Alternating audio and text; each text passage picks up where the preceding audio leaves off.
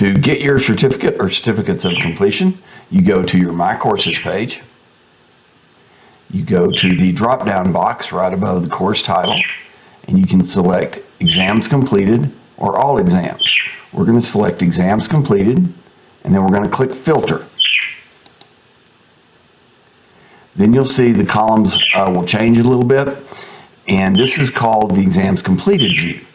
You can print your certificate, you can download it as a PDF, you can have it emailed to you in a link, you can print the old fields of study that a few states, couple states still use, but most use the new NASBA fields of study.